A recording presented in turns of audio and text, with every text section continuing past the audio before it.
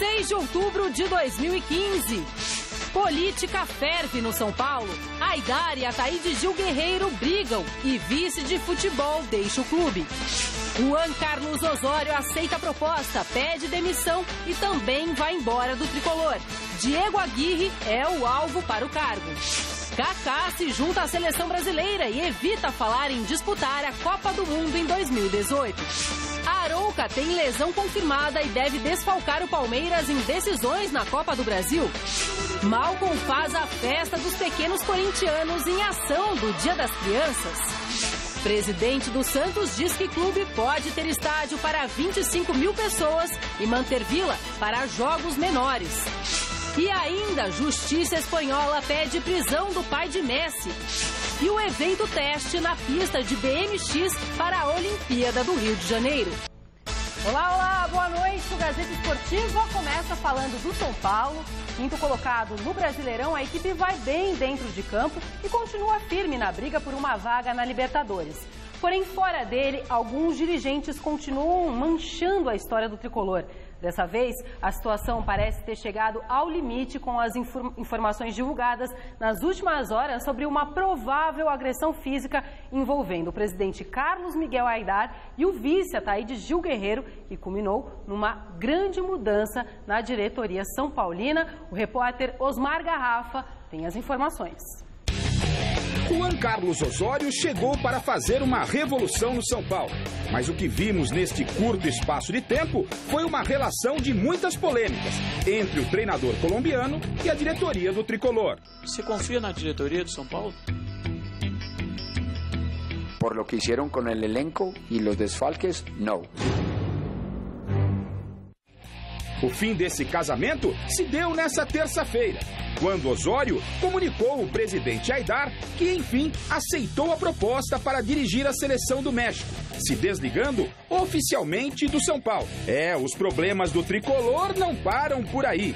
O vice-presidente de futebol, Ataíde Gil Guerreiro, e o diretor do mesmo departamento, Rubens Antônio Moreno, foram desligados hoje de seus cargos. O pior é que, segundo informações, a saída de Ataíde se deu após ele e o presidente terem chegado a vias de fato durante uma reunião ontem para tratar sobre assuntos do futebol. O presidente confirmou que houve uma discussão, mas não que tenha sido agredido por Ataíde. Agora à tarde, o técnico Juan Carlos Osório esteve reunido com o presidente Carlos Miguel Aidar aqui no estádio do Morumbi, aonde acabou oficializando a sua saída e também aproveitou esta reunião, este encontro, para se despedir da diretoria tricolor. O nome do novo técnico deve acontecer nos próximos dias. A intenção da diretoria é ter um técnico ainda para a sequência da temporada. O nome do uruguaio Diego Aguirre, que estava trabalhando no Internacional de Porto Alegre, é o primeiro nome da lista. E a diretoria do São Paulo, através do presidente Carlos Miguel Aidar, enviou uma nota à imprensa, pedindo que todos os conselheiros entreguem o seu cargo, para que ele possa constituir uma nova diretoria a fim de dar paz ao tricolor do Morumbi. Do estádio Cícero Pompeu de Toledo, Osmar Garrafa, para o Gazeta Esportiva. Grande noite para você que acompanha o Gazeta Esportiva. São 25 anos trabalhando com futebol. E eu me lembro que anos atrás, quase 2 décadas atrás, esse tipo de situação era muito comum no Corinthians, era muito comum no Palmeiras, brigas entre conselheiros, entre dirigentes, as reuniões costumavam ser tensas. E no Morumbi muitos riam dessa situação, né? Tipo, aqui todo mundo é elegante, são os cardeais, primeiro nível, isso é coisa de maloqueiro. Aí, muito bem, aí você vê o Corinthians com estádio novo, as coisas se organizando, o Palmeiras aí também, e o São Paulo se apequenando, porque esse tipo de comportamento é apequenar o clube, sabe? Aquela elegância se perdeu há muito tempo. Simples assim. Aquela conduta que gerava até uma certa soberba, uma certa arrogância como elite. O São Paulo sempre foi um clube de elite, né? Um clube das pessoas bem formadas, da retórica muito bem trabalhada. E aí o que se vê? Pancada, sabe? Sair na mão, no braço. Enfim, eu me lembro, não faz muito tempo não, o presidente do São Paulo, Carlos Miguel Aydar, disse que o Palmeiras estava se apequenando. A gente está vendo quem é o pequeno aqui. Boa noite, Chico. Boa noite, querido Celso, boa noite, querida Anitta. Um beijão para Michele, hein? Grande Michele. É o seguinte, eu só tenho uma coisa a dizer. Não é o São Paulo que está se apequenando, não. O São Paulo sempre resolveu os seus problemas a portas fechadas. Essa que era a grande diferença. Saía porrada sim. Um batia no outro sim, mas tudo em porta fechada. É entre quatro paredes. Ninguém ficava sabendo o que acontecia no São Paulo. Era um segredo. Reunião do conselho, todo mundo entrava e fechava a porta. E lá dentro eles se matavam, mas saía todo mundo abraçado, tomando champanhe. Salão nobre, né? Salão nobre e comendo caviar. O que mudou no São Paulo foi a atitude. Hoje o São Paulo é um clube como outro qualquer. Os problemas da diretoria são expostos abertamente, como em outros clubes acontece, né? Como acontece em outros clubes. Essa foi a diferença. Porque briga em clube sempre vai ter. E eu me lembro de brigas homéricas. Eu me lembro uma vez que eu estava no vestiário de São Paulo e dois dirigentes se pegaram a tapa na minha frente. Agora, era tal negócio, aquilo, os dois imediatamente foram suspensos, foram afastados e tal. Aí depois voltaram, mas se resolveu entre quatro paredes. Agora não, agora tudo que acontece no Morumbi se torna público. E o que aconteceu entre o Aydar e o Ataíde Gil Guerreiro, realmente se tornando público, torna-se vexatório. É o que acontece na época do Vicente Mateus, do Vadielu, é o que acontecia na época lá Priscas Eras, né, do Brício Pompeu de Toledo no Palmeiras, aquelas reuniões do Conselho palmeirense, dos conselheiros, onde saía a briga, saía a pancada. A portuguesa de desportos, enfim, todo mundo fotografava, via a briga, quer dizer, era baixaria. São Paulo não. São Paulo entrava, todo mundo fechava a porta, enfim, acabava ali, não tinha segredo mais para ninguém. Agora não, agora está tudo público. E isso faz com que o São Paulo caia no ridículo, né? Tanto é verdade que toda a diretoria do São Paulo, a questão de meia hora atrás, pediu demissão. Entregaram os cargos para o Aydar. E aí, eu não quero ficar vomitando cultura aqui, mas eu lembrei da famosa peça de Shakespeare, Ricardo III, né? Manda lá, Chico. O cara estava lá numa batalha e mandou ferrar o cavalo, né? Só que ferraram o cavalo errado, né? Resumindo bem a coisa. E o cavalo estava lá disparando no campo de batalha, os soldados atrás dele, de repente a ferradura voou e o cavalo caiu, porque o cavalo precisa da ferradura para não escorregar. Terreno com pedregulho, né? Aí o que aconteceu? Caiu o cavalo e caiu o rei. Aí o rei olhou para trás e os soldados que vinham atrás dele se mandaram, porque o exército do adversário era maior. Aí ele lá no meio levantou a espada e gritou: um cavalo, um reino por um cavalo. Quer dizer, ficou ele e o poder. E os caras mataram o cara, né? Trucidaram ele, porque o exército que vinha só tinha ele para combater. E é o que acontece com o Aydar. Ele ficou sozinho no poder. Agora vai ficar gritando por aí. Se vocês acharem alguém gritando um cavalo, meu reino por um cavalo, não será Ricardo III. Mas pode ser sim Carlos Miguel Aydar. Bom, e fato que essa notícia foi antecipada pela Veja Online, né? E depois também hoje teve uma informação do Paulo Vinícius Coelho, dizendo o seguinte, Chico e Celso, que naturalmente que essa discussão, essa briga foi motivada pela saída do Osório, né? Que ainda nem tinha saído, mas pela saída do Osório. Quem é que ia entrar no lugar do Osório? O Milton Cruz vai ficar no lugar do Osório ou vem um técnico de fora? Então, essa foi a motivação da briga, da discussão, que a gente não sabe se chegou às vias de fato ou não. O que vocês acharam da saída do Osório? Na verdade, também tem outras informações também. Tem uma questão mal resolvida lá do Maidana, da contratação. Isso também está causando muito burburinho. Quais são? Desculpa. Na verdade, tem grana envolvida na parada. Tem um jogador chamado Maidana, ele foi comprado junto ao Criciúma por 800 mil. 2 dias depois, vendido para o São Paulo por 2 milhões e 400. 2 milhões e 400. E essa diferença teria sido... Também. Também é especulado. Por dirigentes. E aí houve aquele negócio. Você sabe que é o tal negócio. Onde tem mulher, né? E dinheiro, tem briga. Não tem jeito, né? O cara quer cobiçar o alheio. E não tem como. E aí aconteceu a briga. Não foi só por causa do Osório.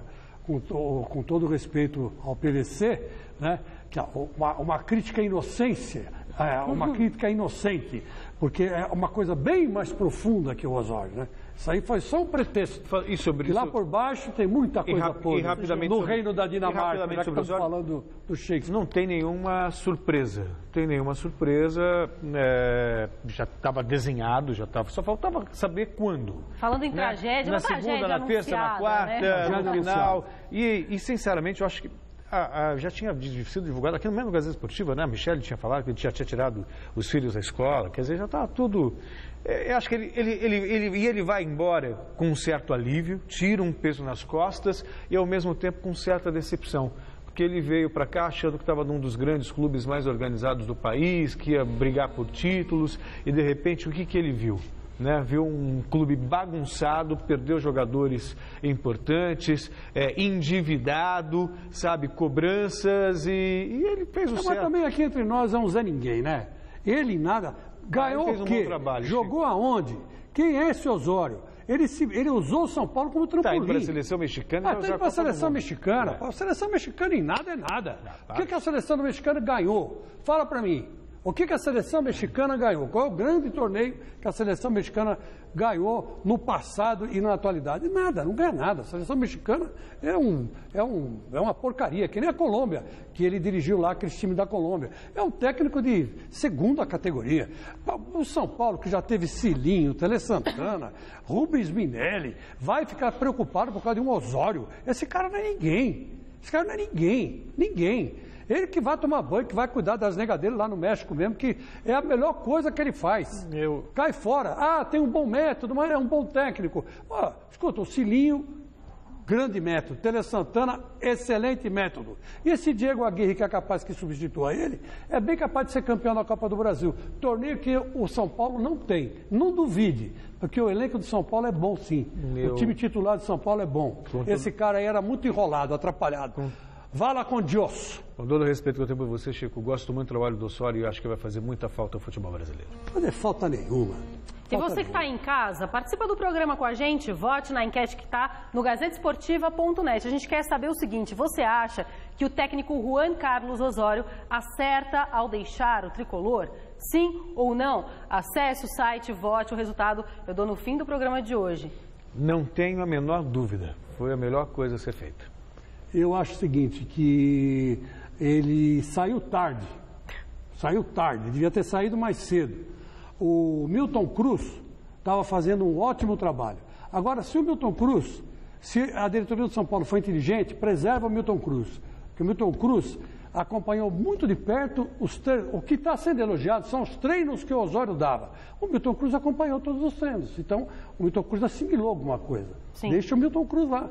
Mas o Milton Cruz quer? Não sei se ele quer. Eu estou dizendo assim, se fosse dirigente de São Paulo, lembra que ele não queria? Cruz, dava uma conversadinha nele legal. Por quê? Porque ele acompanha, já que estão elogiando os treinos do Osório, tá certo. Né? Deixa ele lá. Agora, esse Osório, daqui um ano, ninguém lembra mais que ele foi técnico de São Paulo. Cruza com quem quiser aqui.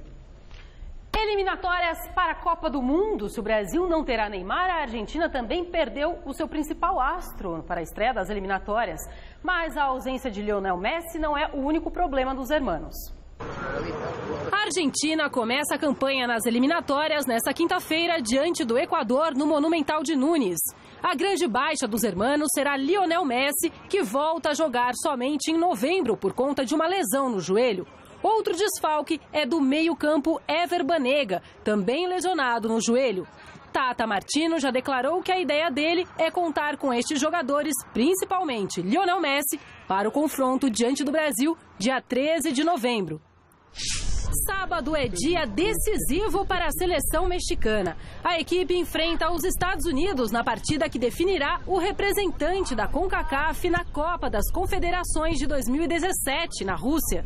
O México vive a expectativa de ter Juan Carlos Osório como novo comandante. Enquanto isso, o brasileiro Tuca Ferretti é o novo interino e já tem na ponta da língua o discurso. Em meu caso, é muito sencillo. A minha situação é muito clara. Se conseguirmos um resultado positivo, muitos de vocês irão dizer que eu devo continuar no comando, mas que existe um substituto. E se não vencermos, irão colocar meu cargo à disposição. nada além disso vai acontecer. Me van a colgar del poste mais alto, não me vai passar nada. A seleção brasileira segue se preparando para a estreia nas eliminatórias da Copa do Mundo, quinta-feira, contra o Chile, em Santiago. Convocado de última hora para o lugar de Felipe Coutinho, o veterano Kaká chegou nesta manhã à capital chilena. Hoje a seleção brasileira ficou mais velha com a chegada de Kaká ao grupo que enfrenta o Chile pelas eliminatórias nesta quinta em Santiago. O jogador vem tendo boas atuações na Liga Norte-Americana, onde defende o Orlando City, e participou do time canarinho nos últimos amistosos contra Costa Rica e Estados Unidos. A presença dele deve ajudar no amadurecimento da equipe. Aquilo que eu fiz em campo, com aquilo que eu posso acrescentar extra, acho que tudo isso fez com que o Dunga cogitasse meu nome aí para voltar e estar nesses jogos das eliminatórias. Na Copa do Mundo da Rússia, em 2018, Kaká terá 36 anos, uma idade bastante avançada para disputar o Mundial. Vamos pensar jogos de cada vez, cada convocação, e aí aos poucos vendo o quanto eu realmente acrescento para a seleção, quanto eles também precisam de mim, e a gente vai se completando dessa forma. O atacante Ricardo Oliveira, outro veterano do elenco, também recebeu a função de passar experiência aos mais jovens. A gente está servindo pela nossa capacidade, pelo que nós podemos render, pelo que nós podemos ajudar dentro de campo, e também com essa experiência que eu acredito que soma bastante. Eu, particularmente, tenho vivido isso lá dentro do Santos. A gente conseguimos fazer essa mescla de jogadores jovens com jogadores mais experientes e deu certo. Quem também chegou hoje na seleção é o zagueiro Davi Luiz. Sem Neymar no grupo, o atleta deve ter a missão de cobrar algumas faltas. Hoje em dia, inúmeros jogos são decididos na bola parada, não é só contra o Chile, não é só contra o Brasil, né? Acho que em todos os jogos hoje é muito importante quando se trabalha bem essa jogada. Então, o que eu espero é que possamos também estar preparados para defender bem e atacar bem nesse momento de jogo. No ano passado, durante a Copa do Mundo, Davi Luiz fez um golaço cobrando falta nas quartas de final contra a Colômbia. Chico, a seleção mexicana ela é muito forte, não se discute isso. Pelo título da Copa América, pela Copa do Mundo. Seleção chilena, né? O que eu falei? Mexicana. Nossa, eu estou com o Osório e a seleção mexicana na cabeça. Calma, então, Celso, calma. Voltando calma. a dia, quem sabe, ele volta. Vamos voltar. Ponto. Então, começando de novo. 3, 2, 1. A seleção chilena é muito forte, pelo que a gente viu na Copa América quando foi campeã, pelo que a gente viu na Copa do Mundo do Brasil. Por um tris, não eliminou o Brasil lá no Mineirão, né? Foi por um tris. Por muito pouco não eliminou o Brasil. Jogo difícil, nervoso. Mantém uma base, mantém o mesmo time praticamente há 6 anos, quer dizer. Então o entrosamento também conta. Se você considerar que seleção tem pouco tempo de preparação, quer dizer, essa longevidade, esse tempo jogando juntos, realmente é um diferencial. E joga em casa. Então, para mim, é indiscutível o favoritismo chileno. Agora, o Brasil tem uma coisa chamada tradição. E contra os chilenos, em competições oficiais, o Brasil não costuma vacilar, Chico. Faça chuva, faça sol. Você falou uma coisa... Se bem que teve, acho que em 2000, nas eliminatórias de 2002, o Brasil tomou 3-0 lá, né? Parece que sim, eu não me lembro. 3-0. O que acontece é o seguinte, o Brasil e o Chile sempre fazem jogos assim, quase que padrão, né? Sabe aquele negócio de operário padrão? Tem jogos padrão, né, também, né? Que você acaba acompanhando. Então, o Chile começa, ataca, o Brasil dá 2, 3 jogadas, sai um gol, sai 2 gols, né? Sai o terceiro gol, aí o Chile faz 1, faz 2 e o Brasil sempre vence. E eu acabei gostando, depois eu pensei melhor na convocação do Kaká, achei legal a convocação do Kaká, porque o Kaká é um cara experiente e como vai ter quase 50 mil pessoas torcendo contra o Brasil, a experiência do Kaká faz a diferença, assim. Mesmo que ele não jogue, no banco, a palavra dita no vestiário, vamos dizer assim, um complemento da pré-eleição do Dunga, sempre é válido, né? Kaká não é nada, está aí na estrada desde 1994. Foi para a Copa com 16 anos, 17. Então ele tem experiência internacional. Isso pode ser que faça diferença. Mas eu estou pondo muita fé, sabe em quem? Renato Augusto. Sabia? Esse eu estou pondo fé. Bom, gente, as acusações envolvendo fraude fiscal do astro do Barcelona, Lionel Messi, na Espanha, ganharam mais um capítulo. De acordo com as informações da agência F, o Ministério Público absolveu o craque, mas solicitou a prisão do pai dele, Jorge Horácio, por 18 meses. O jogador vinha sendo investigado por suposta sonegação de pouco mais de 4 milhões de euros, algo em torno de 18 milhões de reais entre os anos de 2007 e 2009. O camisa 10, porém, ainda é suspeito de participação na fraude do processo conduzido pela Receita Federal. Em relação à Receita Federal, se você me permite, Rita, o pai dele assumiu a responsabilidade e pagou, inclusive, 5 milhões de euros de multa para não ter o nome envolvido em crime de sonegação fiscal. E ao assumir, né, essa responsabilidade, livrou a cara do Messi. O que eu penso é o seguinte: o jogador do nível do Messi, do nível do Neymar, quer dizer, em qualquer circunstância, né? Mas para que sonegar? Né? Para que armar um esquema em paraíso fiscal para burlar a receita, levando em consideração o montante que ganha? É muito dinheiro. É muito dinheiro, sabe? E a sonegação fiscal, veja só, é um dinheiro que você paga para o Estado devolver para a população. Todos pagam. Se alguém vai falar assim, mas no Brasil, por exemplo, esse dinheiro é muito mal empregado por conta da corrupção e tudo mais. Então, briga, né? Vai às ruas, vai lutar para que esse dinheiro seja bem empregado. Simples assim. Em vez de ficar esperando o time de futebol no aeroporto que não jogou mal, vai em Brasília cobrar os políticos. Fora que o cara é pessoa pública, né? Ele teria que também tomar um pouco de cuidado com o nome dele, né? Se faz uma investigação, aí, aparece. Mas é outro negócio, o jogador de futebol lava dinheiro mesmo, não tem como não lavar, é muita grana. Outro dia mesmo saiu aí uma declaração de um empresário aí ligado ao futebol, aconselhando o Neymar a colocar o dinheiro dele em paraíso fiscal. Verdade. Quer dizer, sabe como é que é? Esse é aberto, todo mundo sabe. Wagner Ribeiro. Eu não queria falar, mas já que você falou, foi o Wagner Ribeiro. Então, quer dizer, peraí, né, gente? Vamos com calma. E outra coisa, os americanos lá também fazem a mesma coisa. É só que quando o leão lá americano pega, os caras vão em cana. Só isso. A diferença é essa. A diferença é essa. Agora, no resto da Europa, Espanha, Portugal, pelo amor de Deus, acho que na Inglaterra até. O dinheiro manda. As grandes ligas de esportes americanos estão de olho no mercado brasileiro. Depois da NBA realizar jogos de pré-temporada no país e da Liga de Futebol Americano ganhar fãs por aqui, agora é a vez do beisebol se interessar pelo nosso público. Recentemente, a Major League Baseball realizou um evento num shopping aqui em Santo André com jogadores da seleção brasileira para dar um aperitivo do que é esse esporte que faz tanto sucesso por lá. Uma gaiola de beisebol instalada no meio de um shopping center do ABC Paulista. Foi a maneira que a Liga Norte-Americana de Beisebol encontrou para chamar a atenção do público brasileiro. O Brasil, claro, é um grande mercado, não só por causa do tamanho da população que tem, mas também porque o brasileiro gosta de esporte. Né? O desafio de beisebol que é muito pouco conhecido, então temos que trazer essas vivências para o povo, né, conhecer melhor o esporte. Além da experiência virtual de rebater a bolinha, o evento proporcionou a todos que se aventuraram pelo local a possibilidade de aprender os fundamentos do beisebol com jogadores da seleção brasileira, como Murilo Gouveia e o Jean Tomé.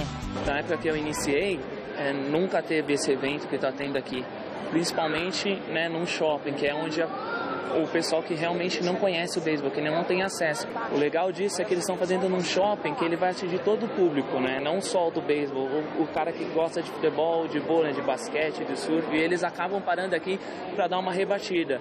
E é nessa hora que você acaba se apaixonando pelo esporte. O Brasil é um país muito grande, então tem bastante gente que pode se interessar pelo esporte, assim como gente se interessa pelo futebol americano e o basquete.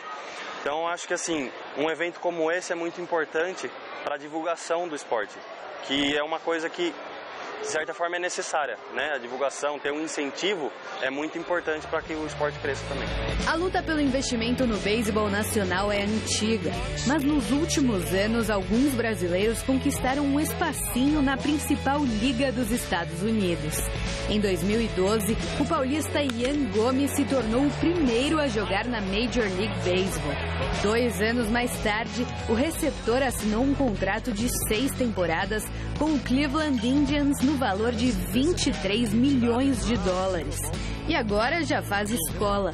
O Miami Marlins contratou o arremessador André Rienzo e no Kansas City Royals, o defensor Paulo Orlando caiu nas graças da torcida com as rebatidas impecáveis. Posso dizer que eles são bem mais conhecidos fora do Brasil do que aqui. Isso é que estamos tentando mudar.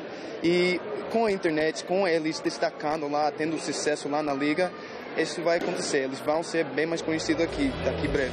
Basicamente, o objetivo do beisebol é ganhar o jogo marcando mais corridas que o adversário. Para isso, cada partida tem 9 entradas. E nessas entradas, os times se revezam entre o que rebate e o que defende. Além de habilidade, força e, reflexo, o beisebol é, acima de tudo, um jogo de estratégia. O momento-chave é justamente quando o rebatedor e o arremessador ficam frente a frente. Comemora aquele que fizer a melhor leitura do adversário. E esse é o grande desafio. A luva é importante porque você esconde o arremesso que você vai jogar. Então é importante que a luva do arremessador seja fechada, inclusive aqui, não como algumas que são abertas. Então ela esconde o tipo de arremesso, porque aqui dentro você vai ter o agarre diferente de cada arremesso que você vai fazer. Mão esquerda embaixo, direita em cima para quem é destro, puxa perto da orelha, né? Quando puxa perto da orelha, o peso tem que estar todo nessa perna de trás. Por quê? Se eu tiver com peso na frente, na hora que eu vou dar a rebatida, eu não vou ter força e eu preciso desse impulso. Por fim, tem o passo que a gente dá para poder pegar o tempo da bola, que a gente fala, o time da bola, e a rebatida, né, que tem que olhar até o final. Não pode olhar a bola lá, ela vai vir até aqui. Você tem que acompanhar com os olhos. Chegou no ponto que você gosta, aí você vira. Depois de uma aula dessas, é só garantir o bastão e mandar a bolinha bem longe. Essa sensação só o beisebol proporciona.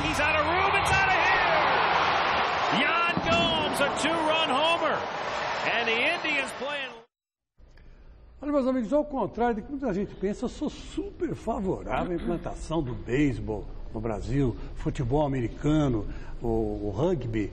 São esportes super legais de se praticar. Como disse aí a Carol, se usa muito estratégia, né? Você tem que ter um plano de jogo no beisebol, né? Para o futebol também, né? E também nos outros esportes. Eu sou super favorável, espero que... E outra coisa, eu não sei quanto custa uma luva de beisebol aqui no Brasil. Nem sei quanto custa o taco e nem sei quanto custa a bolinha. Mas nos Estados Unidos é barato. Se for mantido mais ou menos a proporção do preço, o esporte pega fogo, porque é gostoso jogar beisebol. Eu, quando era criança, eu jogava taco na rua. Era uma madeira, uma bolinha e um abraço, né? Tinha que acertar a casinha, é uma coisa mais ou menos parecida. É o beisebol dos pobres, né? Hoje não se joga mais taco, mas eu jogava e era gostoso. Você imagina se vier com força para cá, eu não tenho dúvida, em 20, 30 anos o Brasil está disputando o Mundial. Porque aqui o brasileiro realmente, como disse aí o rapaz com o sotaque americano, né? O cara deve ser americano, o brasileiro gosta de esporte. Isso que é legal. Todo esporte, para mim, é saudável, ocupa a mente da pessoa e desenvolve fisicamente, sem dúvida nenhuma. E parabéns para a Carol, que fez a passagem de maneira linda, sem se embananar. Que eu já ia tomar já ia dar uma microfonada. Eu ia pegar o microfone e ia fazer assim. Ah, não, o que é tal? Bom, Jogos Olímpicos do Rio de Janeiro, mesmo com críticas, um evento teste nesse fim de semana inaugurou a pista de BMX Supercross no Rio de Janeiro 2016. A reportagem é da Renata Falzoni e do Fel Meirelles.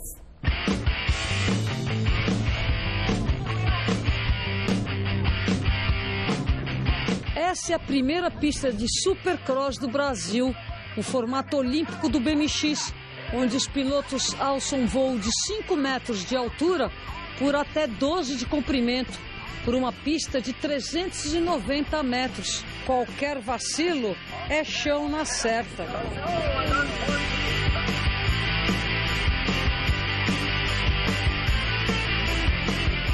No primeiro dia de treino, o circuito não foi aprovado. Algumas rampas jogavam os pilotos muito para o alto. Após um dia de reformas, as competições ficaram para o domingo na pista feminina. Por questão de segurança mesmo, mas já ficou muito legal. Tem mais algumas pequenas mudanças aí para fazer, mas com certeza vai ficar show para os jogos. Na competição, apenas convidados de peso, como a medalhista de ouro de Londres 2012, a colombiana Mariana Pajón. Se siente uno en el aire, libertad, el alcanzar un reto de saltar un obstáculo grande en el que sientas ese susto, esa sensación de adrenalina antes de hacerlo, es lo que me lleva a mí a todos los días a levantarme y hacer esto. E o atual campeão mundial, o holandês Nick Kieman, de apenas 19 anos de idade. Normally they say it takes around 2 or 3 years to get used to the elite level. So for me it's crazy to already be battling, the best guys in the sport. Competing in the Olympics is of course my biggest dream in BMX. The layout of the track is really good, it's just the details that just need to be finished, but they have almost a year to do that, so Renato Rezende vence a sua primeira rodada. Após as primeiras baterias, uma forte chuva interrompe a competição. Os resultados são definidos pelo tempo dos atletas nesta primeira fase. Entre as mulheres, Mariana Pajón da Colômbia leva o ouro. Prata para a venezuelana Stephanie Hernández y bronce para americana Ann Lee Crane. Las mujeres de Latinoamérica son muy buenas en BMX, ¿eh? Sí, la verdad, las mujeres en Latinoamérica vamos muy bien en todos los deportes de ciclismo y en general. Nos gusta mucho la bicicleta y nos va muy bien. Creo que nos inspira mucho que los próximos Juegos Olímpicos sean en Latinoamérica y queremos poner a Latinoamérica en los primeros lugares. No masculino, ouro para Adzus Tremanis da Letônia, prata para o francês Amidou Mir e bronze para Renato Rezende do Brasil. Projects to be a gold medalist in next year. I don't know. It's a long way to go and it's going to be a completely different race next year, so we'll see. A gente está em casa, né? Aqui deu para sentir a energia do público ali quando eu ganhei a bateria e nossa, foi emocionante. Campeonato Brasileiro da Série B, que vai ter nessa noite 8 jogos pela 30ª rodada. Bragantino e Criciúma jogam às 7 horas em Bragança Paulista. Às 8h30 acontecem mais 5 jogos. Na Arena Independência tem América Mineiro e Macaé. O Paraná recebe o Oeste em Curitiba.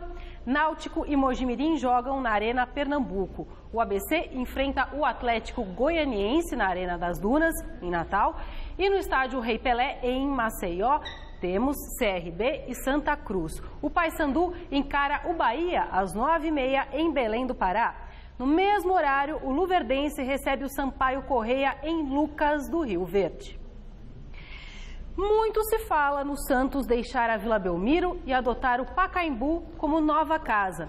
Mas se depender do presidente Modesto Roma Júnior, o Peixe vai sim mudar de casa, mas vai ficar em Santos. A informação foi revelada em reportagem publicada hoje no GazetaEsportiva.net. Em uma reunião recente do Conselho, o mandatário disse que o projeto é viável e que o estádio seria construído a cerca de 1 quilômetro da vila, na área atualmente ocupada pelo Clube Portuários, ou pelo CT Rei Pelé.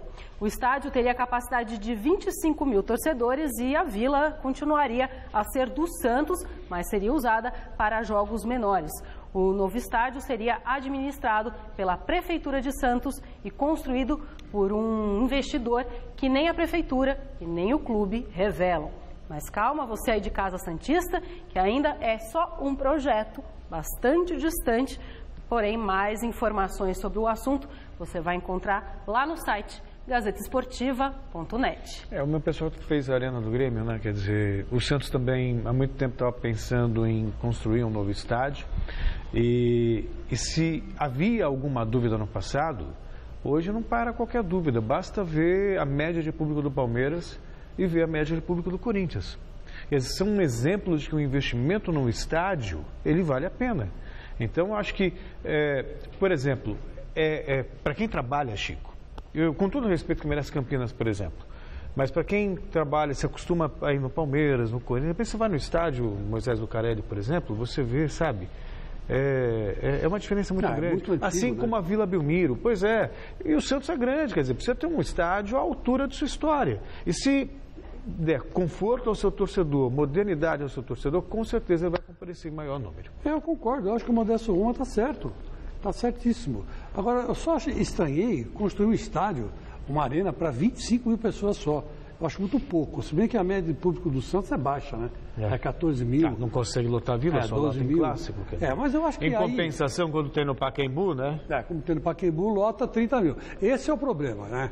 Onde está a torcida do Santos? Essa é a grande pergunta que se faz lá embaixo. Está na Baixada, está na Baixada aqui na capital? Ou está aqui na capital? Todo mundo diz que a primeira torcida da Baixada é do Corinthians. Essa é a grande briga. Os caras não se conformam. Tem um time na cidade, que nem o Santos, e o primeiro time é o Corinthians. Vai fazer o quê? Né? Agora, se é o Corinthians, então, né, tem que ser repensada muita coisa. Joga no Pacaembu, o estádio lota. Eu, quando era garoto, viu, Barba, rapidinho, eu não tinha esse negócio de TV a cabo, não tinha nada disso. Jogava Santos e Botafogo no Pacaembu, tinha 75 mil pessoas. Era gente pra caramba. A gente ia ver o Garrincha. Ia ver o Gerson, Didi, Pelé, Coutinho, Pepe. Pô, lotava o estádio. Lotava. Você tinha que se pendurar no alambrado. Quando o futebol é bom, bicho, lota. E quando você tem uma arena bem feita, não vão 15 mil pessoas, vai muito mais. Eu acho que tinha que fazer para 30, 40 mil. Bom, o Palmeiras confirmou agora à tarde a lesão muscular do volante Arouca. O camisa 5 teve uma desinserção muscular da região posterior do joelho direito. Ele já iniciou o tratamento em 2 períodos nesta terça-feira e o retorno dele dependerá da evolução do quadro clínico, mas a estimativa é que ele fique pelo menos 1 mês fora, perdendo as 2 partidas da semifinal da Copa do Brasil contra o Fluminense. Por outro lado, o Palmeiras deve ter o retorno de Zé Roberto e Robinho já na próxima partida do Verdão contra a Ponte Preta no dia 14. Os dois não enfrentaram a Chapecoense e ficaram tratando de lesão nesse início de semana, mesmo com os outros atletas de folga. O Dia das Crianças está chegando, mas a festa do Corinthians já começou. O atacante Malcom se juntou ao bando de louquinhos para fazer a festa da criançada numa ação solidária organizada pelo Timão. A reportagem é do Fernando Gavini.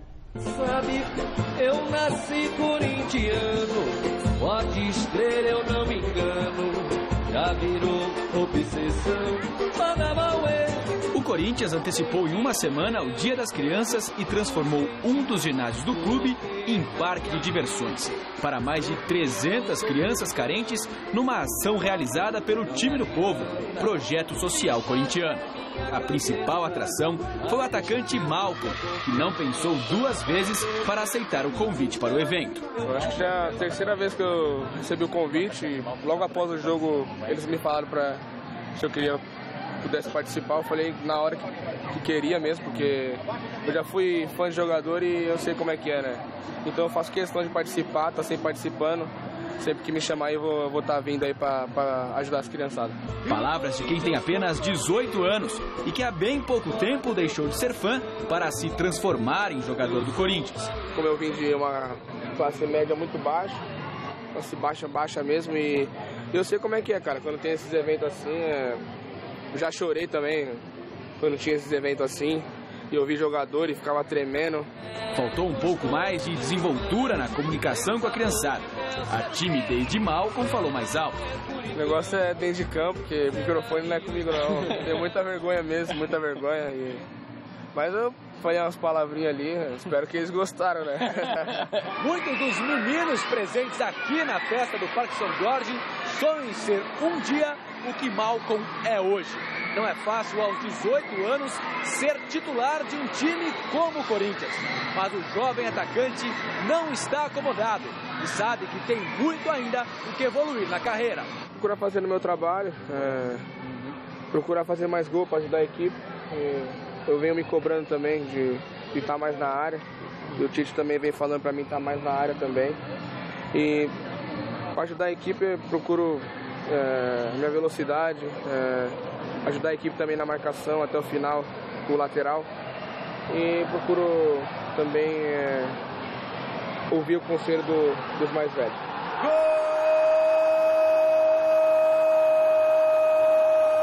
Gol do Corinthians!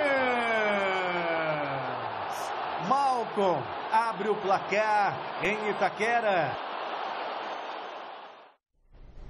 Meus amigos, eu sou fã do Malcom. Às vezes a gente fica bravo, porque ele não dá sequência na jogada, finaliza mal. Mas aqui entre nós, é um garoto, né, gente? Tem 19, 20 anos. Ele não sente o peso da camisa do Corinthians. Isso que é legal, isso que é bom. Então tem que dar um tempo para ele evoluir.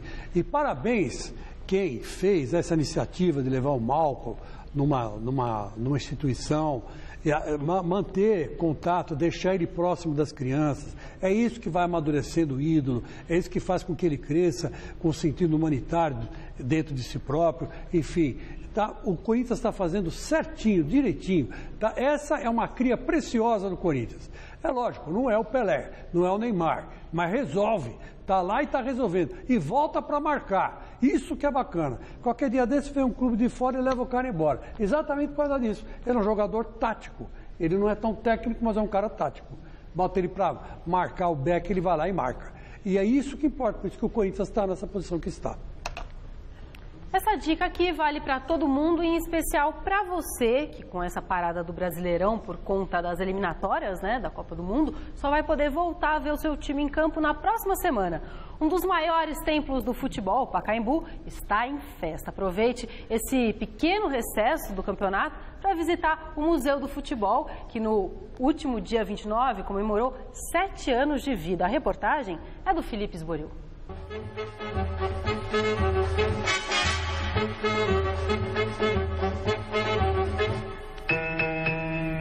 O Museu do Futebol está comemorando mais um aniversário. São 7 anos de muitas alegrias, visitantes e informações sobre o esporte mais praticado do planeta. Mais de 2,5 milhões de pessoas já passaram por este espaço, dedicado a ser um grande ponto turístico da cidade de São Paulo. O museu é um imenso orgulho completar 7 anos de vida e já ser uma das referências da cidade de São Paulo. Primeiro por ocupar esse estádio, que é o estádio do Pacaembu, que é um estádio patrimônio da cidade, que é um lugar belíssimo aqui da cidade. E segundo por estar há 7 anos oferecendo uma programação cultural de muita qualidade, gratuita, com acesso facilitado e incluindo todos os públicos. Eu acho que a grande vantagem do museu é que ele fala sobre futebol para quem é apaixonado, mas para quem também não conhece nada sobre esporte, gosta do museu, aprende aqui, gosta de participar das exposições. É um museu que realmente comunica o futebol para além do esporte, comunica o futebol como parte da nossa cultura e da nossa identidade brasileira. Recentemente ficou em 6º lugar na lista dos 10 melhores museus do Brasil. São mais de 1.000 pessoas por dia interessadas em conhecimento e muita interação. A gente trabalha muito com a ideia de que o futebol tem uma história tão grande no país e que não interessa, na verdade, o fato, qual seria o gol mais bonito, uma eleição como essa. Interessa qual é o gol mais bonito para a sua vida. Então, a ideia da interatividade é um pouco trabalhar com a memória afetiva. Você vai escolher o gol que é mais importante para você. Aquele narrador que foi convidado para o museu para fazer essa narração, ele não escolheu o gol mais importante do futebol, ele escolheu o gol mais importante para a vida dele. Eu acho que essa é a grande interatividade do museu, né? Conseguir dialogar com esse acervo, conseguir trazer a história do futebol para dentro da história da sua vida. Os principais craques brasileiros estão aqui e as boas-vindas são dadas pelo rei do futebol. Bem-vindo ao Museu do Futebol. Nesse tempo todo, desde a inauguração, o museu passou por alterações e atualizações, como a recente disputa da Copa do Mundo do Brasil em 2014. A gente tenta manter isso o máximo atualizado possível. Às vezes a gente não dá conta porque o volume de informações do futebol é muito grande, né? Cada semana tem novas rodadas. Mas, por exemplo, a Copa do Mundo de 2014 é um evento que já está aqui no museu. A gente parou bastante tempo para pensar, escolheu a dedo qual foi a foto que relembra o famoso 7-1. E é uma coisa que o público participa, o público gosta bastante, pede bastante, e a gente tenta atender sempre que possível. Até as meninas da seleção brasileira agora têm um espaço dedicado aos visitantes. E hoje o público pode vir ao museu e saber não só a trajetória do nosso futebol, da seleção principal do Brasil, como foi a participação das mulheres nessa história também. Localizado no estádio Paulo Machado de Carvalho, Pacaembu, o Museu do Futebol sempre é uma ótima opção de lazer, descontração e conhecimento. Funciona de terça a domingo, das 9 da manhã às 5 da tarde e custa apenas R$ 6,00 a entrada. No sábado, o ingresso do museu é gratuito.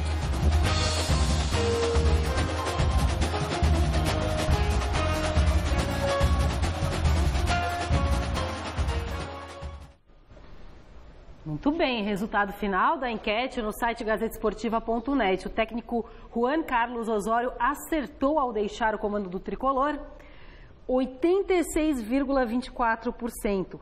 Sim, forte, hein? Bom, gente, a gente volta a se encontrar amanhã, 10h30 da manhã, no Super Esporte. A Mia amanhã vai estar de volta, que ela já está se sentindo bastante melhor. É isso aí, nos vemos daqui a pouco no Jornal da Gazeta. Até já. Tchau. Thank